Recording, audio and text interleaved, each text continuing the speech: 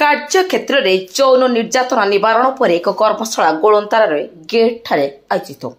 କାର୍ଯ୍ୟକ୍ଷେତ୍ରରେ ଯୌନ ନିର୍ଯାତନା ନିବାରଣ ଉପରେ ଏକ ଦିନିକିଆ କର୍ମଶାଳା ଅଗଷ୍ଟ 6 ତାରିଖରେ ବ୍ରହ୍ମପୁର ଗୋଳନ୍ତାରା ସ୍ଥିତ Gandhi academy of technology and ଇଞ୍ଜିନିୟରିଂରେ ସମ୍ମିଳନୀ କକ୍ଷରେ ଆୟୋଜିତ ହୋଇଥିଲା।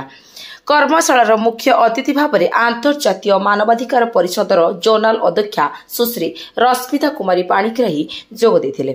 ଏହି ପ୍ରତିଷ୍ଠାନର ଅଧ୍ୟକ୍ଷା ଡକ୍ଟର ଗୌରୀ ଶଙ୍କର ମହାପାତ୍ର ଏବଂ ଆଇସିସି ସେଲର ସଂଯୋଜକ ଡକ୍ଟର ମୀନାକ୍ଷୀ ସାହୁ ମଞ୍ଚରେ ଉପସ୍ଥିତ ଥିଲେ।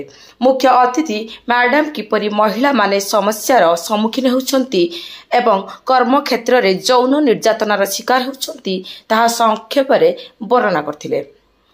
ସେ ସମାଜରେ ସଚେତନତା ସୃଷ୍ଟି କରିବା ପାଇଁ ବିଭିନ୍ନ ପରିସ୍ଥିତି ଏବଂ ଭିଡିଓ କ୍ଲିପ୍ ଉଲ୍ଲେଖ କରି ମହିଳାମାନେ ସେମାନଙ୍କର ସମସ୍ୟା କେଉଁଠାରେ ଉଠାଇବା ଉଚିତ ତାହା ମଧ୍ୟ ବର୍ଣ୍ଣନା କରିଥିଲେ।